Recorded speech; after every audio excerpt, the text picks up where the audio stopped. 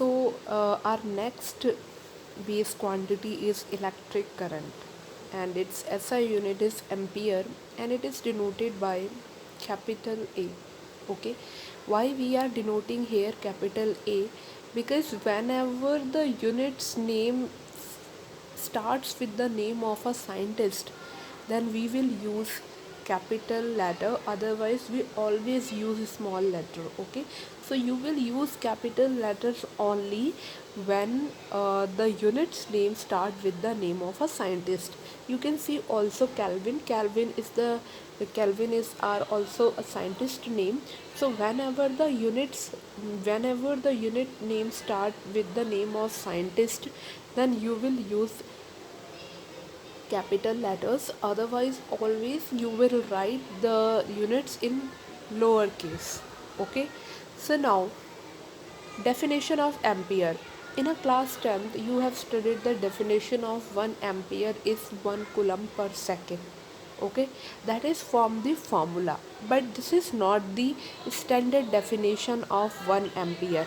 Okay, so what is 1 ampere? 1 ampere is that constant current which, if maintained in two straight parallel conductors of infinite length of negligible circular cross section and placed 1 meter apart in vacuum, would produce between these conductors a force equal to 2 into 10 raised to the power minus 7 Newton per meter of length. Okay, now students, I know it is difficult for you to understand this definition, but let's try to understand this definition. Okay,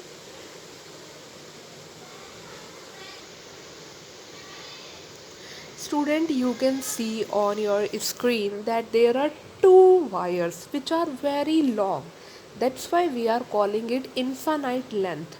Infinite length means very long wires. So when there are two wires, and we will say in these two wires the current is 1 ampere. When we will say in these two wires the current is 1 ampere, when all the things will happen which will I say later.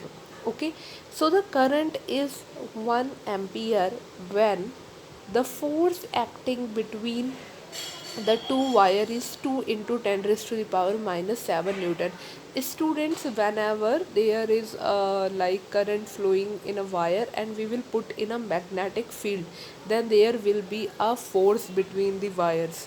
Okay, so this definition is broad, like definition you will study in more detail in class 12th. Okay, but I can give you little bit explanation here. So whenever the current is flowing in the wire and we will put in a magnetic field, then there is a attractive force or repulsive force also present depending on the direction of current.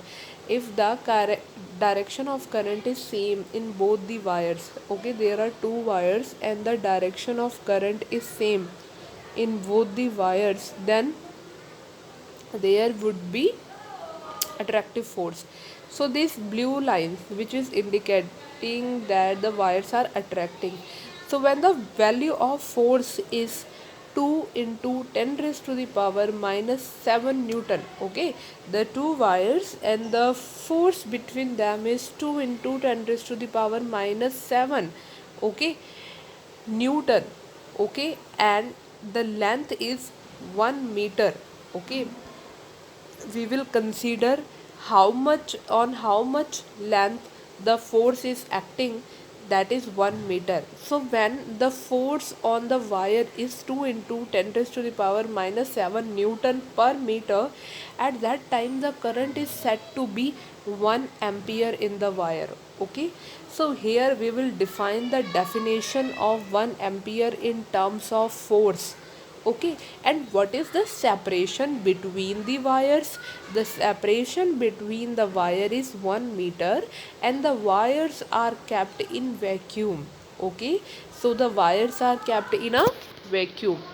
So when we will put the wires in a vacuum and the current is said to be 1 ampere, when the force acting between the wires is 2 into 10 raised to the power minus 7 Newton per meter. Why I am saying per meter here, that you can see that here this 1 meter. Okay, so this force which will act on this wire 2 into 10 raised to the power minus 7 is in uh, reason of 1 meter of wire. Okay, so this is the definition of 1 ampere. So I'll say again, 1 ampere is the current in the wires when the two wires kept in a magnetic field, then there is a attractive force between the wires.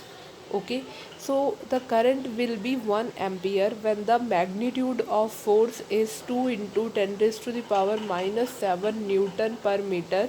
Okay, and the separation between the wire is 1 meter and they are kept in vacuum. Understood?